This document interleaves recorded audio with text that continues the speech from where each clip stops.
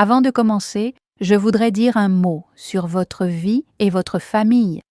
Que le Saint-Esprit touche votre cœur en écoutant ce témoignage, qu'il apporte la paix à votre foyer, protège vos proches et fortifie votre foi. Quelle que soit la façon dont vous êtes arrivé ici aujourd'hui, Dieu veut vous parler. Ouvrez votre cœur et recevez ce qui vient du ciel. Amen. Je te demande de rester ici avec moi jusqu'à la fin. Car ce que je vais te dire, ce n'est pas une opinion, ce n'est pas un débat théologique. Je suis mort. Et à cet instant, entre la vie et la mort, Jésus m'a révélé quelque chose qui changera à jamais votre vision du don des langues. Avant de commencer, un commentaire. Croyez-vous que le don des langues est réel? Ou pensez-vous qu'il a disparu à l'époque biblique? J'aimerais vraiment connaître votre avis, car cela divise beaucoup de gens dans les églises aujourd'hui. Et bien sûr, partagez cette vidéo avec quelqu'un que vous aimez. Qui sait, ce message pourrait lui ouvrir les yeux comme il l'a fait pour moi. Je m'appelle Elisa, j'ai 40 ans. Pendant des années, on m'a enseigné que le don des langues était source de confusion, que c'était réservé aux personnes émotives en quête d'expériences étranges. J'ai grandi en entendant dire que cela avait pris fin avec les apôtres et qu'aujourd'hui, ceux qui parlaient en langue étaient trompés par leurs émotions, voire par quelque chose de pire. Je l'avoue. J'ai moi-même jugé ceux qui parlaient en langue. Je les ai pris pour des imposteurs. J'ai quitté des églises parce que je voyais des gens prier en langue. Mais tout a changé le jour où je suis mort pendant 18 minutes au bloc opératoire. Et c'est là où personne ne revient pareil, que Jésus m'a révélé la vérité. C'était censé être une simple opération, une opération de routine. J'y suis allé confiant que je sortirais le jour même.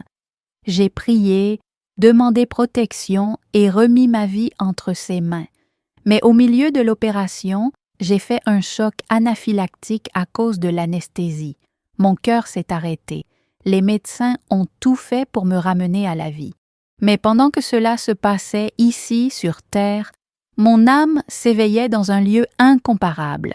C'était plus réel que tout ce que j'avais jamais vécu. J'étais en sa présence. Jésus. Mais pas comme dans les films ou les photos. Il était pur amour, pure lumière, pure paix. Et ce qu'il m'a dit à ce moment-là est quelque chose que je n'oublierai jamais.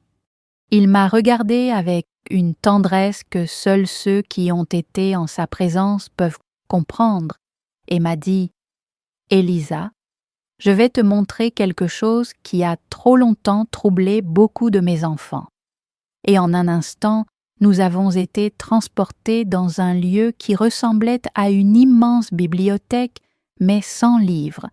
Il n'y avait pas de papier, seulement de la lumière, des rouleaux de lumière, des tablettes lumineuses et des mots qui flottaient dans l'air comme s'ils étaient vivants. Il ouvrit l'un de ces rouleaux de lumière et dit « Voici des vérités sur les dons que j'ai faits à mon Église, des vérités que beaucoup ont oubliées, déformées ou rejetées. » À ces mots, j'ai commencé à trembler, car je savais de quoi il parlait. On m'avait appris que le don des langues n'était plus nécessaire, qu'une fois la Bible achevée, les dons disparaissaient. Mais il m'a posé une question qui a bouleversé toute ma logique. « Elisa, me connais-tu parfaitement? Vois-tu déjà toute ma gloire? » Et là, même si j'étais dans ce lieu céleste, j'ai dû être honnête. « Non, Seigneur, je ne te connais pas parfaitement. Je ne vois toujours pas tout tel que c'est réellement. » Et il a répondu, « Tant que vous ne me verrez pas face à face, tant que vous serez dans ce monde, vous aurez besoin de dons spirituels pour gagner les batailles que vous ne pouvez pas voir. » À ce moment-là, tout a commencé à prendre sens. J'ai réalisé que nous, chrétiens, rejetons les outils que Dieu nous a donnés pour combattre l'ennemi. Nous essayons de gagner des guerres spirituelles avec les mauvaises armes. pendant ce temps, le diable se moque de notre ignorance. Ce que je considérais comme étrange ou erroné était en réalité un don précieux que l'Église avait abandonné. Et c'est là que Jésus a commencé à m'enseigner, de manière claire et simple, la véritable signification du don des langues. Une chose que je n'aurais jamais imaginé entendre directement de sa bouche. Dans ce lieu de lumière, Jésus commença à ouvrir le rouleau et me montra des mots dans toutes les langues imaginables. J'en reconnaissais certains, d'autres que je n'avais jamais vus auparavant, et il me dit « Voici le don des langues que j'ai donné à mon Église, non pas pour semer la confusion ni pour se mettre en avant, mais pour édifier, protéger et relier mon peuple à moi. » Je suis restée silencieuse, car je ne l'avais jamais entendu ainsi. Je pensais que les langues étaient des sons dénués de sens, mais il m'a dit que c'était un langage intime, personnel et spirituel, quelque chose qui venait de son cœur et s'adressait directement au cœur de ses enfants. Puis Jésus m'a posé une question qui m'a bouleversée. Te souviens-tu quand tu étais enfant et que tu avais des secrets avec ton père, des mots et des blagues que vous seuls compreniez? Et je me suis souvenue. Mon père et moi avions notre propre façon de parler, des mots idiots, mais nous étions les seuls à en connaître le sens. Et il a dit « C'est ainsi que je veux que les choses se passent entre moi et mes enfants. Le don des langues est notre code secret. Lorsqu'ils ne savent pas quoi prier, mon esprit prie à travers eux. Quand leur cœur ne trouve pas les mots, je les leur donne. Cela m'a fait pleurer, car je n'avais jamais pensé au cadeau comme ça. Il m'a ensuite emmené voir quelque chose qui m'a vraiment marqué. J'ai vu des gens du monde entier, dans différents pays, prier dans des langues qu'ils n'avaient jamais apprises. Certains chez eux, d'autres à l'église, d'autres encore cachés car persécutés. Mais ce qui m'a le plus choqué, c'est ce qui se passait dans le monde spirituel. Tandis qu'ils priaient en langue, j'ai vu des lumières jaillir comme des flèches droit vers le trône de Dieu. Et j'ai vu des démons fuir devant eux, comme s'ils étaient brûlés par le feu. C'était une guerre spirituelle invisible aux yeux des humains, mais réelle, très réelle. Jésus m'a alors expliqué « Quand mes enfants prient en langue, ils font des prières parfaites. Le Saint-Esprit intercède par eux pour ce qui doit être dit. L'ennemi ne comprend pas, n'intercepte pas, ne peut pas l'arrêter. » Puis il m'a montré quelque chose d'encore plus puissant. Une femme en Chine, priant seule dans sa chambre, protégeait une église entière d'une arrestation ce matin-là. Ailleurs, un homme en Afrique, priant en langue, ouvrait les portes de son village à l'Évangile.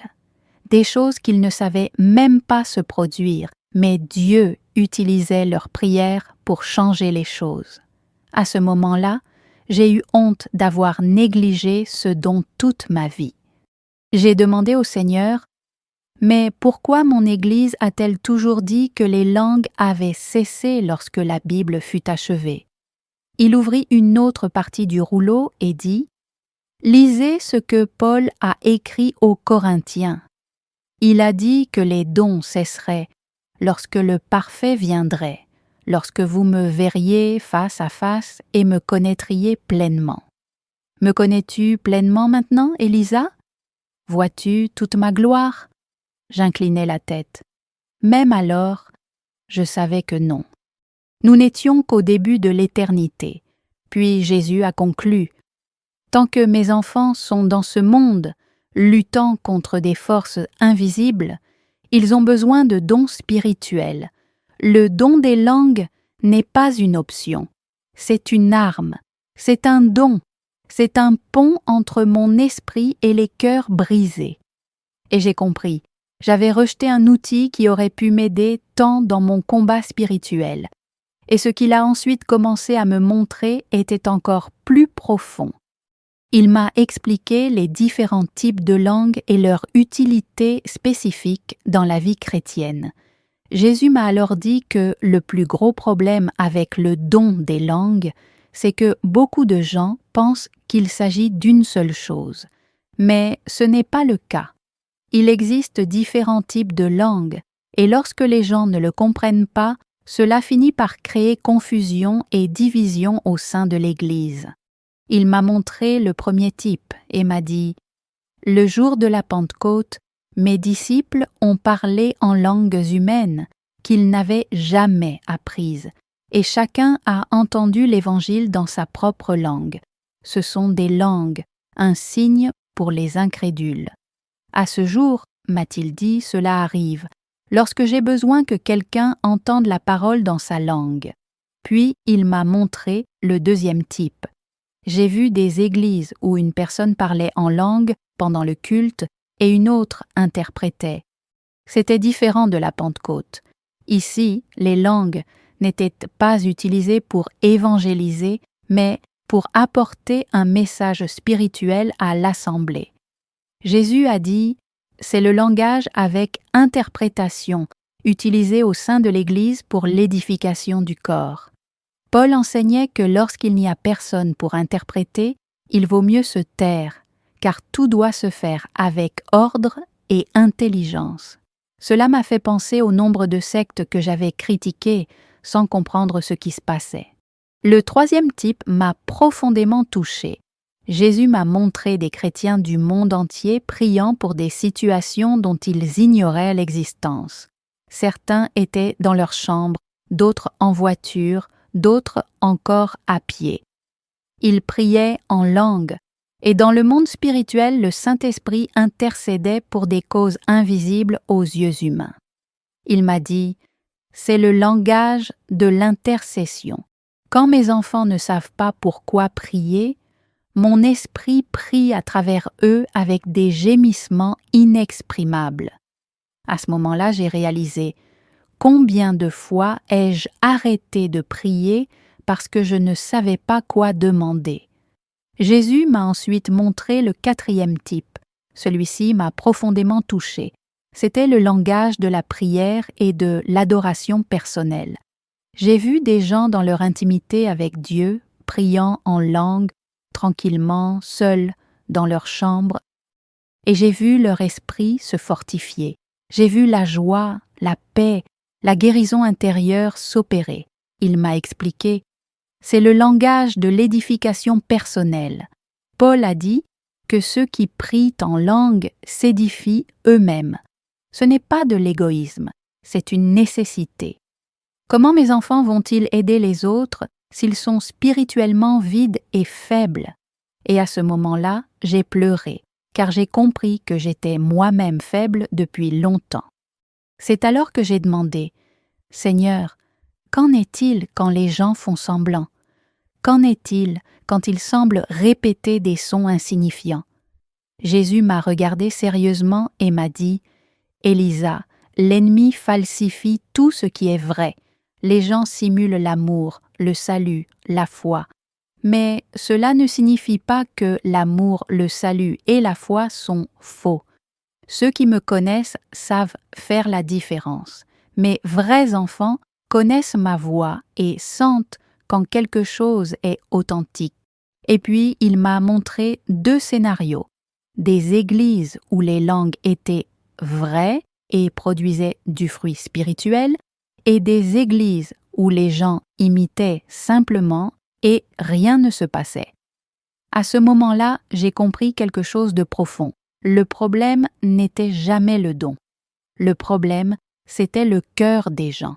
Jésus m'a dit que le don avait été donné pour unir, mais que les êtres humains en avaient fait un mauvais usage et avaient fini par se diviser. Il a dit « J'ai donné ces dons pour fortifier mon Église, non pour semer l'orgueil ou la confusion. Mais beaucoup les ont rejetés par peur et d'autres en ont abusé par vanité. Les 2 sont mauvais.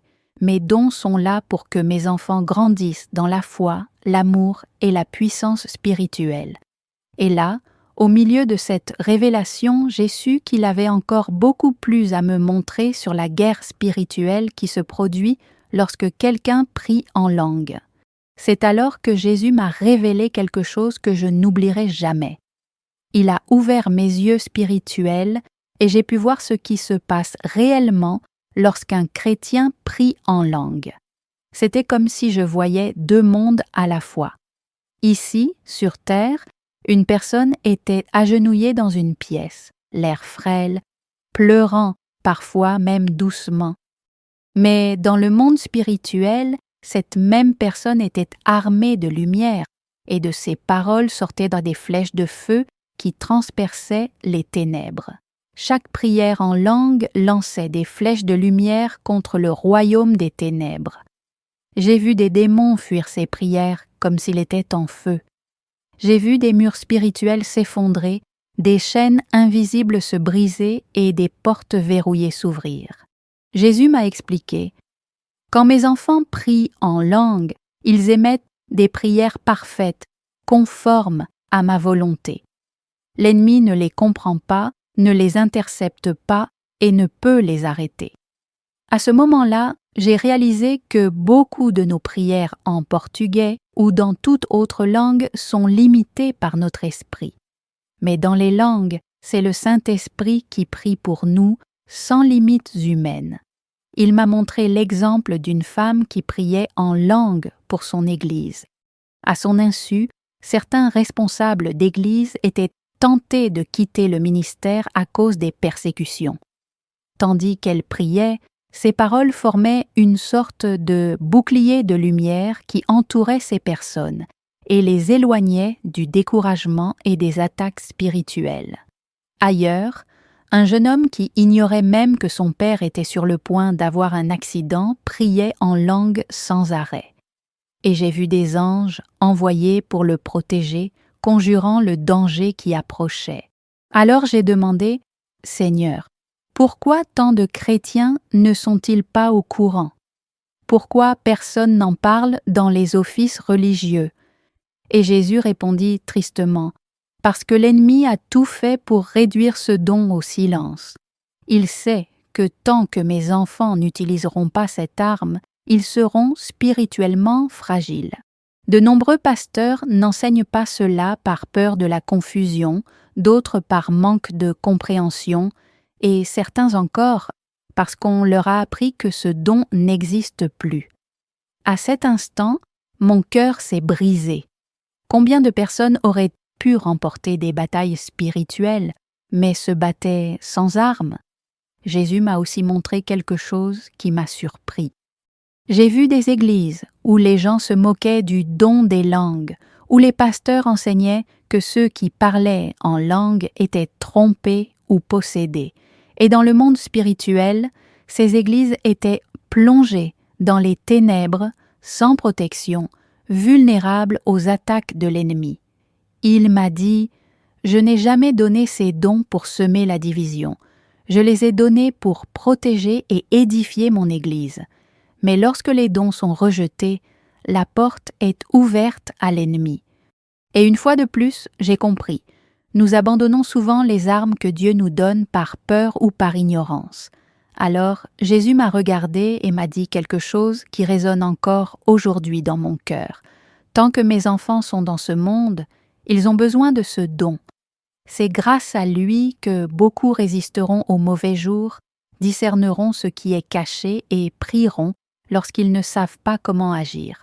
Ne rejetez pas ce que j'ai moi-même placé entre les mains de mon Église. Et là, au cœur de cette révélation, j'ai compris que le don des langues n'est pas une option de plus pour ceux qui aspirent à une spiritualité plus profonde. C'est un outil essentiel pour ceux qui veulent survivre spirituellement en temps de guerre. Après m'avoir montré le combat spirituel, Jésus a commencé à parler de la confusion qui règne au sein de l'Église concernant ce don. Ce qu'il m'a dit était dur, mais vrai. Il a dit: « Le plus gros problème n'est pas le don lui-même, c'est la façon dont les gens le reçoivent.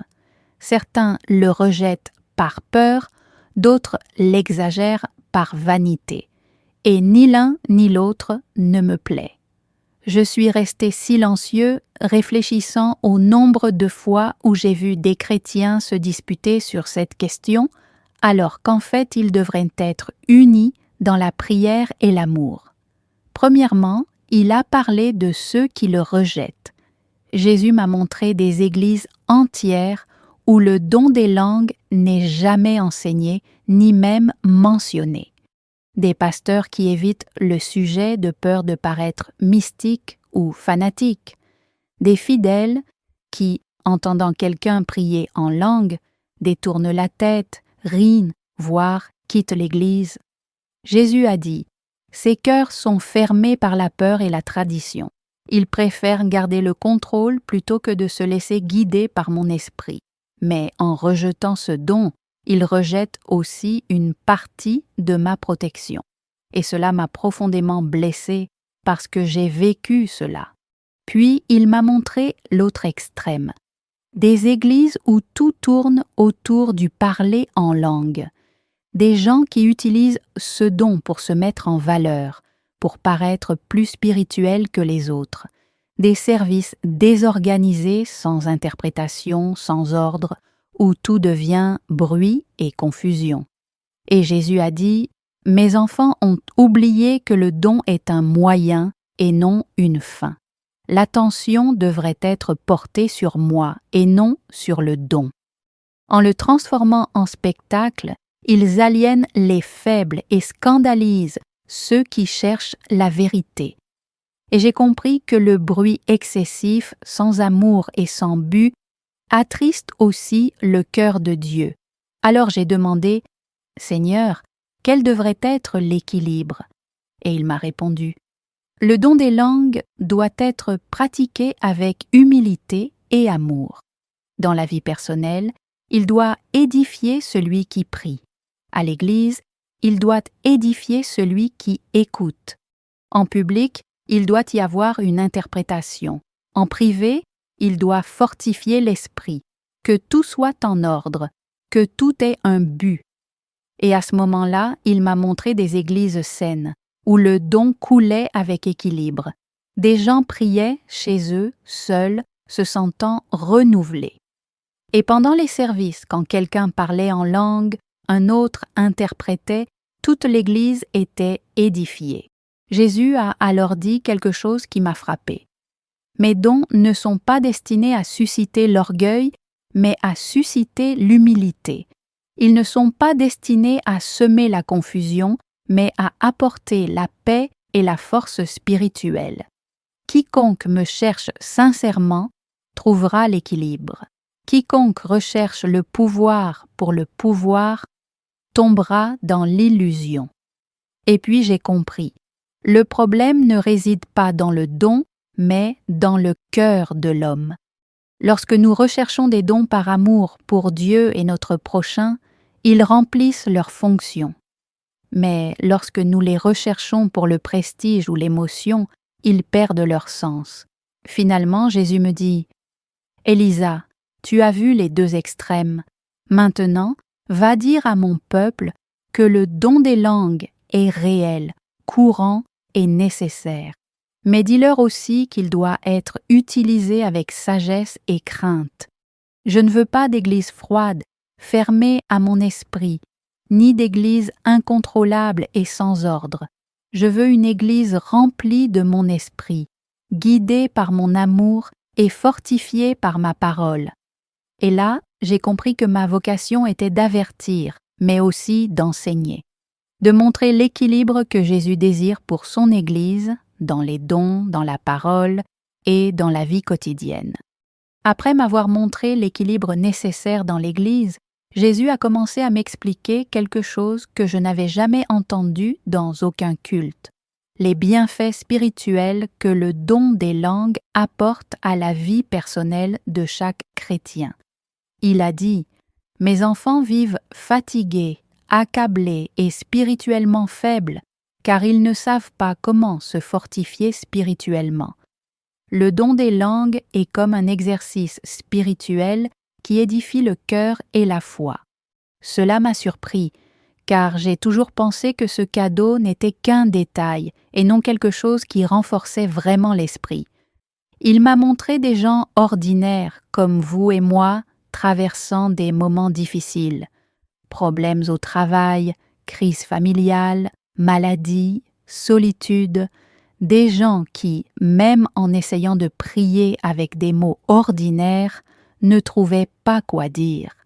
Mais lorsqu'ils ont commencé à prier en langue, le Saint-Esprit a prié à travers eux, et j'ai vu comment leur cœur était rempli de paix, de force et d'espoir.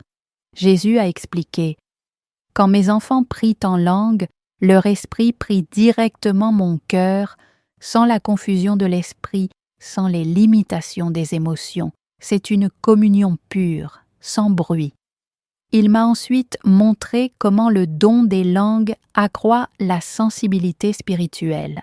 Ceux qui priaient régulièrement en langue étaient capables de discerner les dangers spirituels avant qu'ils ne surviennent. Ils recevaient direction, sagesse et révélation dans les moments décisifs. Jésus a dit « Quand vous priez en langue, votre esprit s'apaise et apprend à entendre clairement ma voix. » Il m'a montré un homme qui priait en langue pendant des semaines avant de prendre une décision professionnelle. Lorsqu'il a finalement pris sa décision, c'était exactement ce que Dieu voulait et il a été béni. Jésus m'a également expliqué que le don des langues fortifie la foi. Il a dit « C'est comme soulever des poids spirituels. Chaque fois que vous priez en langue, votre esprit devient plus fort, mieux préparé à résister à la tentation, à la peur et au doute. » J'ai vu des gens qui avaient peur d'évangéliser et qui manquaient de confiance dans leur foi se mettre à prier en langue chaque jour. En peu de temps, ils ont été remplis d'audace, d'amour et de foi, surmontant des défis qui leur semblaient auparavant insurmontables. Là, j'ai compris pourquoi Paul disait qu'il priait en langue plus que quiconque. Jésus a ensuite parlé d'un autre bienfait, le repos et le rafraîchissement. Il m'a rappelé le passage d'Isaïe qui dit « C'est par des lèvres étrangères, par des langues étrangères, que je parlerai à ce peuple en disant « C'est ici le repos et le rafraîchissement. » Tom Ezekiel a expliqué « Quand mes enfants prient en langue, je repose leurs âmes fatiguées. C'est un moment de guérison intérieure, une paix que le monde ne peut offrir. J'ai vu des personnes anxieuses et déprimées se ressourcer grâce à la prière en langue. Ce n'était pas de la magie, c'était spirituel et réel, une paix qui ne dépend pas de circonstances extérieures. Finalement, Jésus m'a dit quelque chose qui m'a touchée. Mes enfants veulent la force spirituelle, ils veulent la victoire dans les batailles, mais ils oublient qu'ils ont d'abord besoin d'être fortifiés. Comment vont-ils combattre l'ennemi s'ils sont spirituellement épuisés? Le don des langues est l'académie spirituelle du chrétien. C'est là qu'il s'entraîne, se fortifie et se prépare au combat quotidien. Et puis j'ai compris, j'avais passé des années à essayer de mener des guerres spirituelles avec mes propres forces, alors que Dieu m'avait déjà donné un outil surnaturel pour me renforcer. Après m'avoir montré les bienfaits de ce don, Jésus m'a révélé quelque chose que je n'aurais jamais imaginé. Il m'a dit « L'ennemi craint le don des langues plus que beaucoup d'autres dons parce qu'il ne peut pas intercepter ce qui est prié. » Cela m'a surpris, car je pensais que l'ennemi avait peur des miracles, des démons chassés et des grandes prédications. Mais Jésus a expliqué que lorsqu'un enfant de Dieu prie dans sa propre langue, Satan l'entend et tente de créer des obstacles. Mais lorsque nous prions en langue, le diable est complètement perdu. Il ne comprend pas et ne peut arrêter ce qui se déchaîne dans le monde spirituel. Jésus m'a montré une scène incroyable. J'ai vu des chrétiens prier en langue, tandis qu'autour d'eux, l'ennemi tentait de lancer des flèches de distraction, de confusion et de peur. Mais ces flèches tombaient au sol, sans effet. C'était comme si une barrière invisible les protégeait. Il m'a dit « Quand mes enfants prient en langue, ils ne se contentent pas de prier. Ils font la guerre. Ils déploient des stratégies et des paroles qui détruisent les plans des ténèbres avant même qu'ils ne se réalisent. » C'est à ce moment-là que j'ai compris pourquoi tant de croyants vivent spirituellement vaincus. Ils se battent sans utiliser les armes que Dieu leur a données. Mais Jésus m'a aussi montré comment l'ennemi a combattu ce don au sein même de l'Église. J'ai vu des pasteurs sincères, mais par peur ou par tradition, ils enseignaient que le parler en langue n'était plus nécessaire. J'ai vu des églises entières où le Saint-Esprit était empêché d'agir librement. Et Jésus a dit « Ils ont de bonnes intentions, mais ils bloquent une arme que j'ai moi-même donnée à mon Église. L'ennemi en profite pour les maintenir spirituellement désarmés. Cela m'a fait mal au cœur de voir cela, car j'étais autrefois parmi ceux qui ont rejeté le don par peur. Puis, Jésus m'a montré l'autre extrême, des églises où tout était exagéré.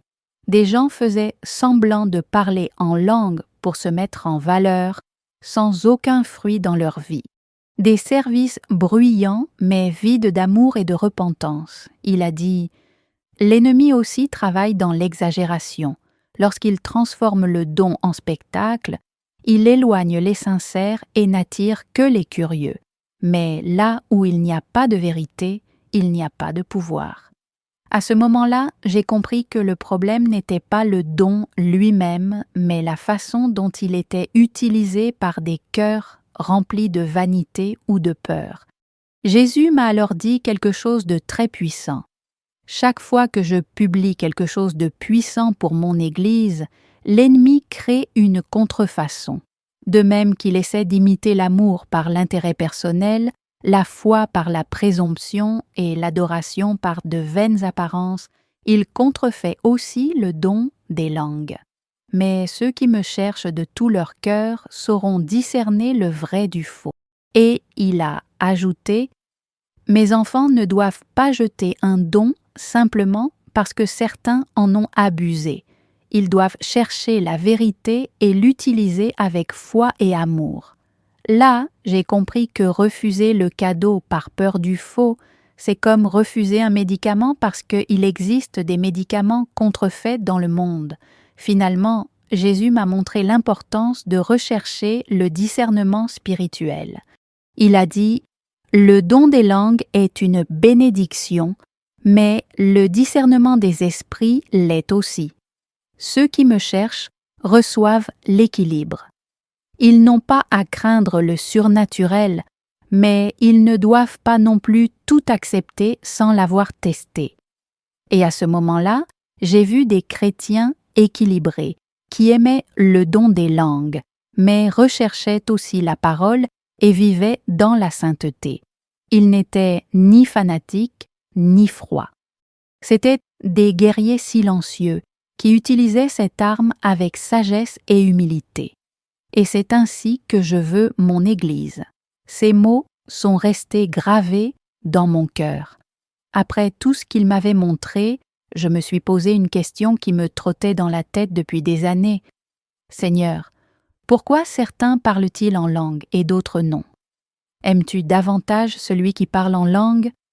Jésus sourit tendrement et répondit « Mes dons ne sont pas distribués par favoritisme. Je les donne à chacun selon le but que j'ai pour sa vie. De même que tout le monde n'enseigne pas, tout le monde ne guérit pas, tout le monde ne prophétise pas et tout le monde ne parle pas en langue.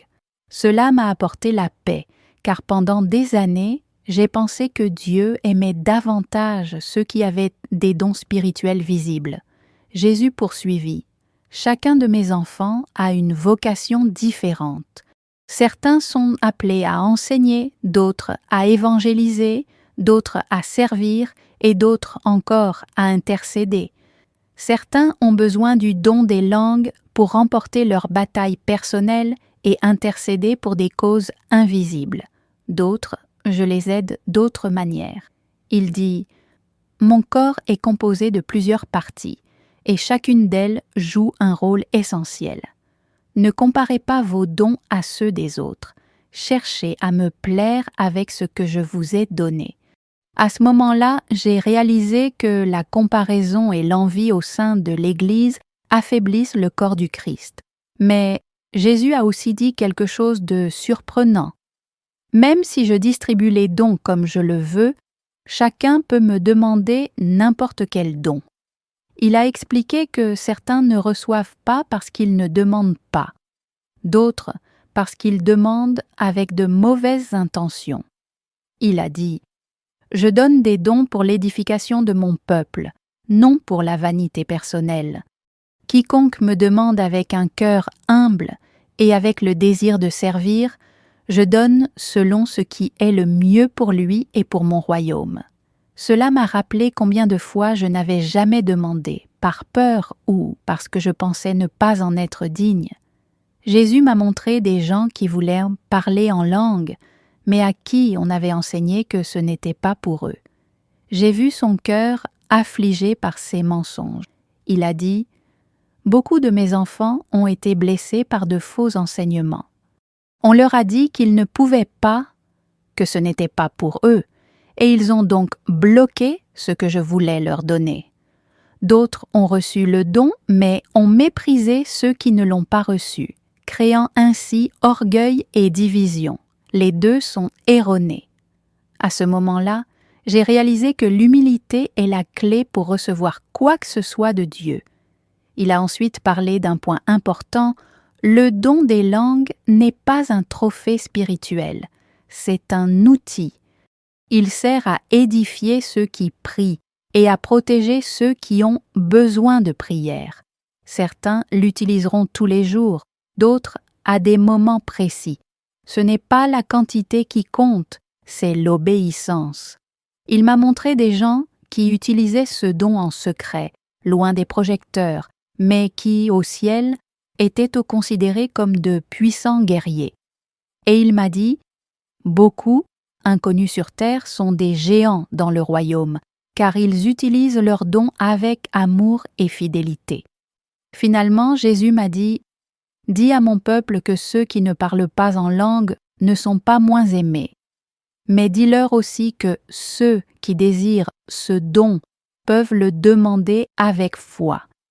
Ne laisse pas la peur, la tradition ou l'orgueil te voler ce que je veux donner. Chaque don a un but. Chaque don que je te fais vise à mieux me connaître et à mieux me servir. Et j'ai compris que le cœur de la vie chrétienne n'est pas les dons, mais Jésus. Les dons sont des chemins qui nous conduisent à mieux connaître son cœur et à accomplir notre mission sur terre. Tout tourne autour de lui, pas de nous. Puis, Jésus a commencé à me montrer des scènes de la vie réelle, des gens ordinaires traversant des épreuves invisibles. Certains traversaient des crises conjugales, d'autres rencontraient des difficultés au travail, d'autres encore luttaient contre la dépression et la peur. Et il m'a dit « Mes enfants ne savent souvent pas comment prier dans ces situations. Leur esprit est confus, leur cœur fatigué, mais lorsqu'ils prient en langue, l'Esprit leur adresse précisément ce qui doit être prié. J'ai vu des gens prier en langue et j'ai vu la paix envahir leur cœur même s'ils ne comprenaient pas exactement ce qu'ils disaient. Jésus m'a montré que lorsque nous prions dans notre propre langue, nous limitons souvent nos prières à nos sentiments. Nous prions ce que nous pensons, nous demandons ce que nous voulons. Mais lorsque nous prions en langue, c'est le Saint-Esprit qui guide chaque parole. Il a dit « C'est pourquoi Paul a dit que lorsque nous prions en langue, notre esprit prie, mais notre intelligence ne comprend pas. Peu importe si l'intelligence ne comprend pas, le ciel comprend. » Cela m'a libérée, car j'avais toujours pensé qu'il me fallait comprendre tout ce pourquoi je priais. Mais là, j'ai appris que la foi, c'est faire confiance, même sans comprendre. J'ai aussi vu des personnes qui étaient anxieuses, fragiles et spirituellement faibles depuis des années. Mais lorsqu'elles ont commencé à prier en langue quotidiennement, leur foi, leur discernement et leur force spirituelle ont grandi. Jésus m'a expliqué, prier en langue, c'est renforcer les muscles de l'âme. Plus on prie, plus on devient fort pour résister à la tentation, à la peur et aux mensonges de l'ennemi. À ce moment-là, j'ai réalisé que de nombreux chrétiens sont vaincus dans leur lutte quotidienne simplement parce qu'ils ne se nourrissent pas et ne se renforcent pas spirituellement. Jésus m'a montré une femme qui priait en langue pour son fils rebelle. Elle avait déjà prié tout ce qu'elle savait avec des mots simples. Mais lorsqu'elle a commencé à prier en langue, le Saint-Esprit a commencé à intercéder pour des situations dont elle ignorait l'existence. Dans le monde spirituel, j'ai vu des flèches de lumière briser les chaînes spirituelles qui entouraient son fils. Les démons de la rébellion et de la dépendance ont fui devant sa prière. Et Jésus dit, « Elle ne sait pas exactement ce pourquoi elle prie, mais l'Esprit prie à travers elle pour savoir exactement ce qui libérera son fils. » Il a ensuite parlé d'un autre point important. Il a dit que, souvent, lorsque nous prions en langue, nous recevons une direction spirituelle. Il a expliqué, « En priant en langue, votre esprit s'apaise, vos émotions s'apaisent, et votre esprit devient sensible à ma voix. Nombre des réponses dont vous avez besoin viendront après avoir prié, lorsque vous serez calme et à l'écoute. » J'ai vu des gens qui étaient confus face à des décisions importantes. Ils ont prié en langue et peu après ont compris ce qu'ils devaient faire.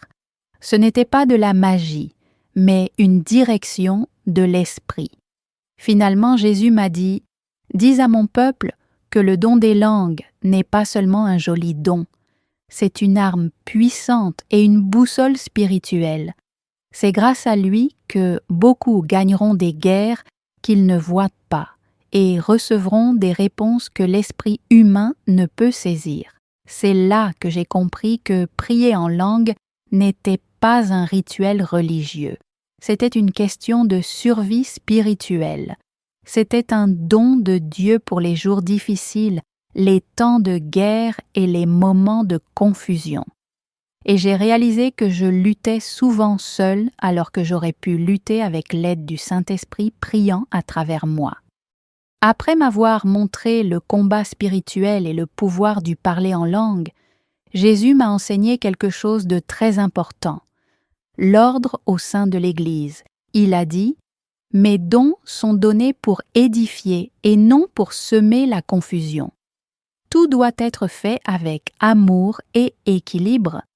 Le problème n'est pas le don, mais la façon dont il est utilisé. Puis il m'a expliqué la différence entre la prière personnelle en langue et l'utilisation publique de ce don lors d'un culte. Cela m'a libérée, car j'ai souvent vu des cultes bruyants mais vides de compréhension, et d'autres fois des églises où les dons étaient interdits par crainte de confusion. Jésus m'a montré que la prière personnelle en langue se déroule entre une personne et Dieu. Elle se déroule en secret, dans la chambre à coucher, dans l'intimité. Il a dit, « Quand tu pries seul, tu peux prier en langue comme tu veux, car c'est l'Esprit qui intercède pour toi. Il n'y a pas besoin d'interprétation, car c'est entre nous deux. » J'ai vu des gens se fortifier, se renouveler et guérir émotionnellement en priant en silence ou en silence, profitant simplement de la présence de Dieu. Cette prière apporte fraîcheur, repos et force spirituelle au quotidien. Mais dans le culte public, Jésus m'a dit qu'il devait y avoir de l'ordre et de la clarté. Il m'a expliqué, « Quand quelqu'un parle en langue en public, c'est pour apporter un message à mon peuple.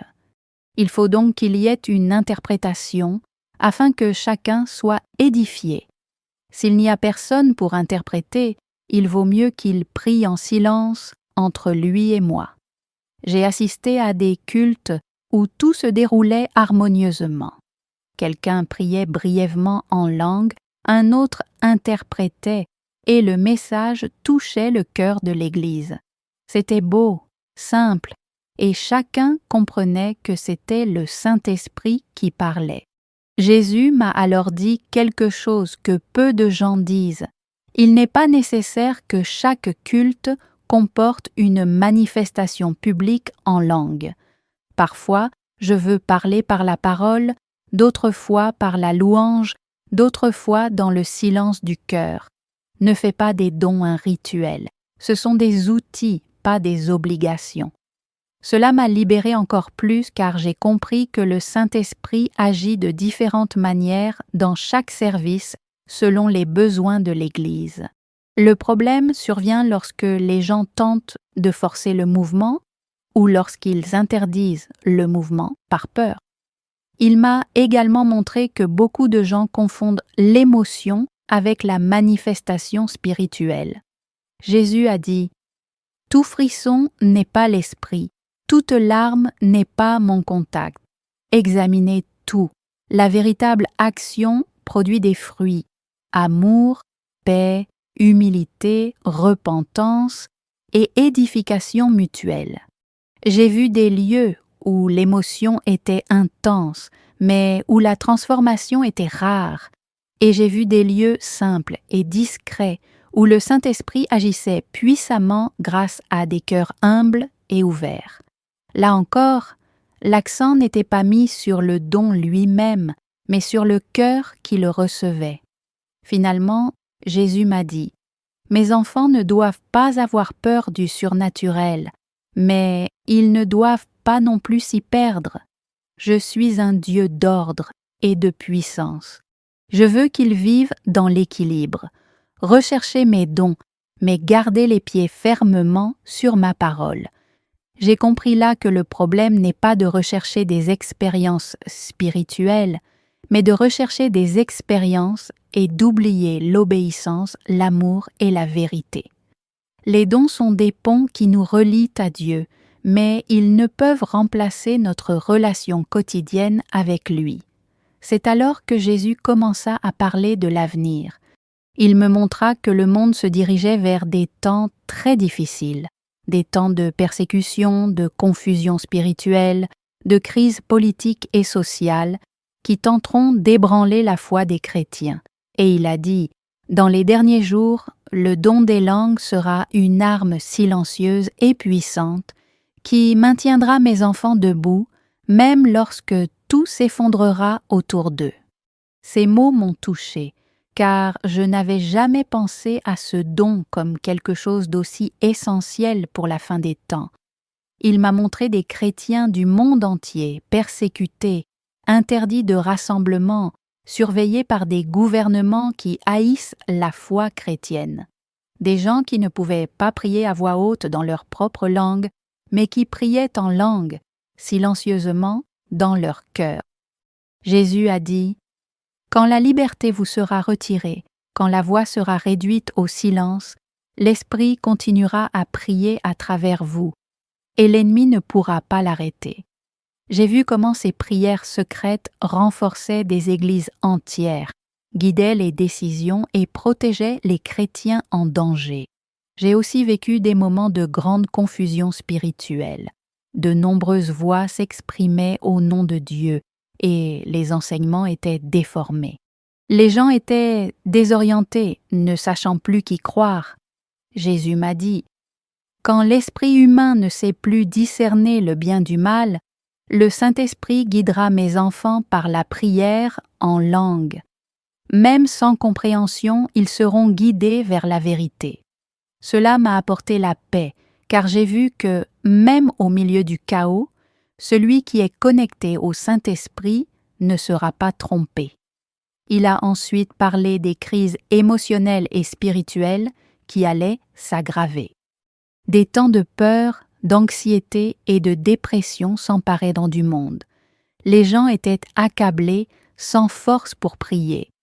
Jésus a dit Le don des langues sera un repos pour l'âme fatiguée. Quand vous ne pouvez pas prier avec des mots, laissez l'Esprit prier à travers vous. Il apportera réconfort et paix au milieu de la tempête. J'ai vu des gens se renouveler au milieu de la souffrance, non pas parce que leurs problèmes disparaissaient, mais parce que la présence de Dieu les soutenait de l'intérieur. Jésus m'a également montré que l'ennemi essaiera d'intensifier l'attaque contre ce don. Il a dit: il le fait déjà aujourd'hui, mais il le fera encore plus dans les derniers jours. Il ridiculisera, il falsifiera, il interdira. Mais mes vrais enfants ne resteront pas silencieux. Ils continueront à prier en langue, que ce soit en secret ou en public, et ainsi ils maintiendront un lien direct avec le ciel. Là, j'ai compris que ce don n'est pas un luxe spirituel, c'est une nécessité urgente pour les temps que nous vivons et ceux à venir. Finalement, Jésus m'a dit quelque chose que je n'oublierai jamais. « Dis à mon peuple que je ne laisserai pas mon Église sans défense. Même dans les pires moments, je leur donnerai des armes spirituelles que le monde ne pourra pas leur enlever. Le don des langues sera l'une de ces armes, que celui qui a des oreilles pour entendre, entende et mette en pratique. » Et à cet instant, j'ai eu une vision puissante des chrétiens du monde entier, de toutes origines et de toutes langues, priaient en langue au milieu des guerres, des catastrophes et des persécutions. Et de ces prières est née une lumière si vive qu'aucune puissance des ténèbres ne pouvait l'éteindre. Cela m'a laissé une profonde impression. Soudain, tandis que Jésus me parlait, j'ai senti comme si quelque chose me tirait en arrière.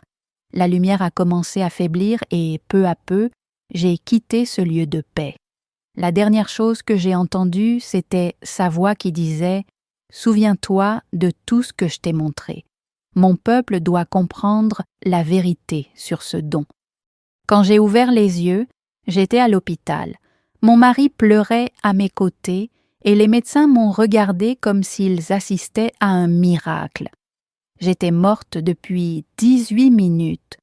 Ils s'attendaient à de graves lésions cérébrales, mais j'étais parfaitement consciente.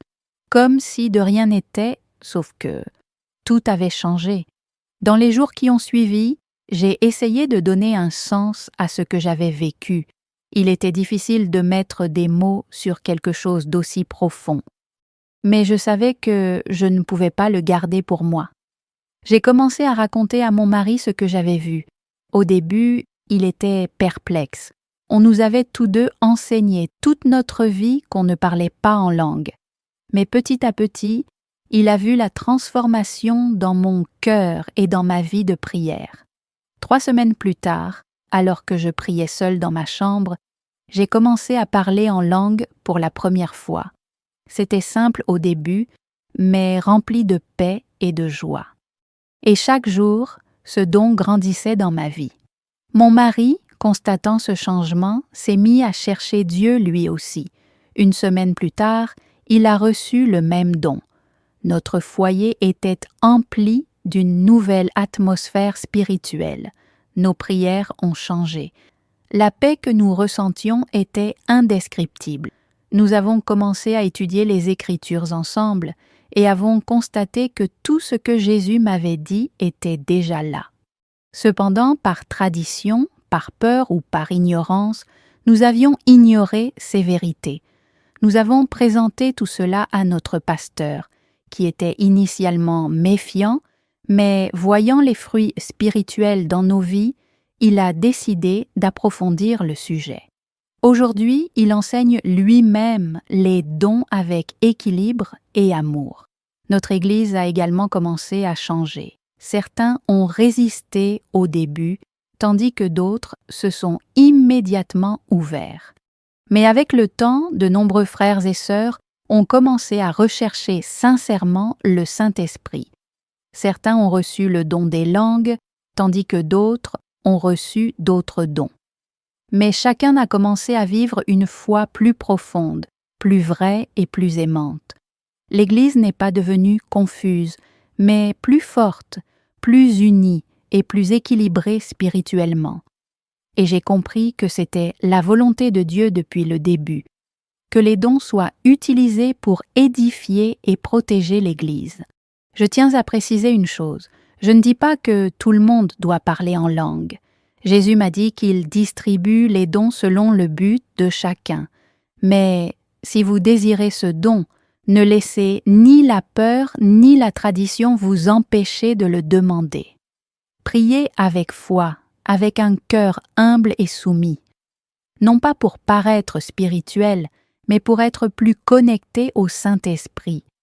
Et si vous ne sentez pas que ce don est pour vous, continuez à chercher Dieu dans les autres dons qu'il a pour vous. Mais ne critiquez pas et ne bloquez pas ce que Dieu veut accomplir dans la vie des autres. Je suis revenu de la mort avec un appel très clair, sensibiliser l'Église à l'importance de ce don dans les temps difficiles qui ont déjà commencé. Ne rejetez pas ce que le Saint-Esprit veut vous donner. Ne laissez pas l'orgueil ou l'incrédulité vous boucher les oreilles. Il veut vous fortifier pour ce qui est encore à venir. Le don des langues n'est ni étrange, ni déroutant, ni démodé. C'est un don de Dieu, une arme spirituelle et un pont d'intimité avec lui. Que celui qui a des oreilles pour entendre, entende.